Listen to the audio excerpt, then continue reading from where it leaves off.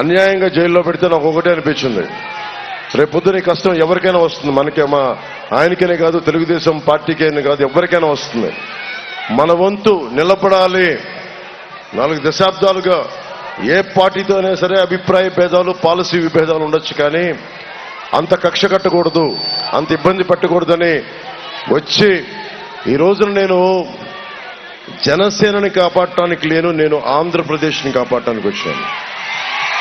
దేనికి? ఇప్పుడు ఎక్కడైనా సరే మనకి 2 రోడ్లు, విజయవాడ గుడివాడ రోడ్డు కానీ, కంకిపాడు విజయవాడ రోడ్డు కానీ 1-2 సందర్భాలు వచ్చినప్పుడు గోతులు మయం. ఏదన్నా అడుగుదామంటే ఎమ్మెల్యేలని, వైసీపీ ఎమ్మెల్యేలని బూతులు పురాణం. రోడ్లేమో గూతులు, నోట్లో నుంచేమో బూతులు. అంటే ఇంక ఎవరికి చెప్పుకుంటాం? ఏదైనా మాట్లాడాలి అంటే భయపెడతారు. మీకు తెలుసు ల్యాండ్ టైటిలింగ్ యాక్ట్ ఎలాంటి ఇబ్బందికరమైందో. ల్యాండ్ గ్రాబింగ్ యాక్ట్ అది. ఇక్కడున్న విఎఫ్డబ్ల్యూ ఫర్నిచర్ హబ్ కానీ, ఆ స్టైల్ యూనియన్ కానీ, ఇక్కడున్న నవభారత్ ఖాదీ కానీ, బండార్ షాప్ కానీ, వీటన్నిటికీ ఒరిజినల్ డాక్యుమెంట్స్ అంటే స్టాంప్ పేపర్లు ఉంటాయి. వాళ్ళు రేపు పొద్దున లోన్స్కి వెళ్ళి తెచ్చుకోవాలనుకున్నా బ్యాంకులకు వెళ్ళి ఒరిజినల్ స్టాంప్ పేపర్లు పెట్టాలి. ఇప్పుడు స్టాంప్ పేపర్లు పెట్టడానికి కుదరదు, జెరాక్స్ ముఖాన్ని పడేస్తాడంట. జెరాక్స్ ముఖం ముందేం చేశాడు? పట్టా పుస్తకాల మీద బొమ్మ వేసుకున్నాడు, తర్వాత సరిహద్దుల రాయి మీద బొమ్మ వేసుకున్నాడు. ఇప్పుడేం చెప్తున్నాడు? అసలు మీకు ఒరిజినల్ స్టాంప్ పేపర్లు ఏమో మీకు కూర్చోబెట్టి జెరాక్స్ మీ ముఖాన్ని పడేస్తామని. జెరాక్స్ తోటి మనం బ్యాంకులకు వెళ్ళగలమా? జెరాక్స్ తీసుకుని బ్యాంకులకు మనకి లోన్లు ఇస్తారా? ఏదైనా వడ్డీ వ్యాపారాల దగ్గరికి వెళ్ళి, ఫైనాన్షియల్స్ దగ్గరికి వెళ్ళి మనం పెడతామంటే ఎవడన్నా లోన్లు ఇస్తాడా? నేనే అనేక పర్యాయాలు నా ఇంటిని తాకట్టు పెట్టాలంటే ఒరిజినల్ డాక్యుమెంట్స్ ఇచ్చాను నేనే. ఇలాంటి పిచ్చి పనులు చేస్తే ఎలా తట్టుకుంటాం?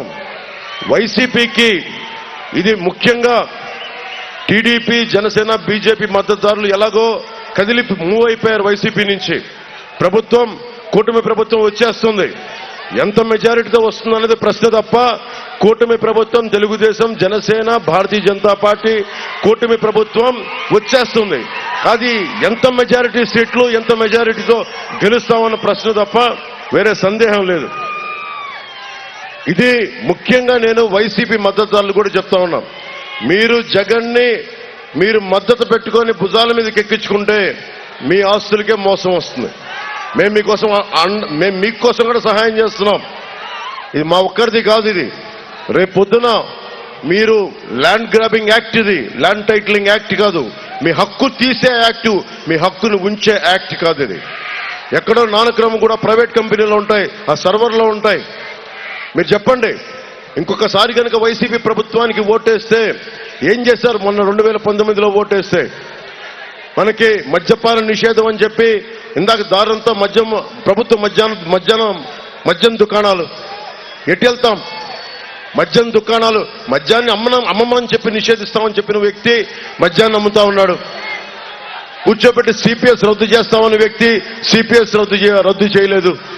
అలాగే మనకి ఏ మూలకెళ్ళినా రైతులకి సాగునీరు, అమ్మ ఇంటింటికి రక్షిత మంచినీరు ఇస్తానని చెప్పాడు. ఒకవైపు మనకి ఆక్వా సాగు డబ్బులు కావాలి, కానీ మొత్తం విషమయం అయిపోయిన మన నీళ్ళన్నీ రక్షిత మంచినీటి పథకాలు ఉన్నాయి, తీసుకెళ్ళడానికి ఓపిక లేదు. పేకాట క్లబ్లు నడపడానికి ఓపిక ఉంది, దందాలు చేయడానికి ఓపిక ఉంది, మనకి ల్యాండ్లు గ్రాబింగ్ చేయడానికి ఓపిక ఉంది, కానీ ప్రజలకి నీళ్లు అందించడానికి ఓపిక లేదు, గోతులు పూడ్చడానికి ఓపిక లేదు. కొడాలి నాన్నగారికి కూడా నాకేం తిట్టాలని ఇట్లాంటి ఏం లేదు నాకు. మన రాధా గారి పెళ్లిలో కనిపిస్తే కూడా నమస్కారం తెలియజేశాను. నాకు ఎవరి మీద వ్యక్తిగతంగా కోపాలు ఉండవు నాకు, కానీ ప్రజలకి ఇబ్బంది కలిగిస్తే మటుకు, ప్రజాస్వామ్యానికి విఘాతం కలిగిస్తే మటుకు నా సొంత రక్తమైనా సరే నేను ఎదురు తిరుగుతాను. ప్రజాస్వామ్యానికి నేను ఇచ్చే విలువ అది. కానీ ఎందుకు భయపడాలి? మనకు హక్కు ఏంటి? ఎయిడెడ్ స్కూల్స్ మూసేశారు, 7,000 పైచిలకు ఎయిడెడ్ స్కూల్స్, కాలేజీలు మూసేశారు. ఒకప్పుడు 5,000, 6,000, 7,000 ఇస్తే ఎయిడెడ్ స్కూల్స్లో మనకి చదువు వచ్చేసేది, డిగ్రీలు ఇవన్నీ, జూనియర్ కాలేజీలు. ఈ రోజున కూర్చోబెట్టి ఒక్కొక్కరికి 20,000, 25,000 అదనంగా అయింది.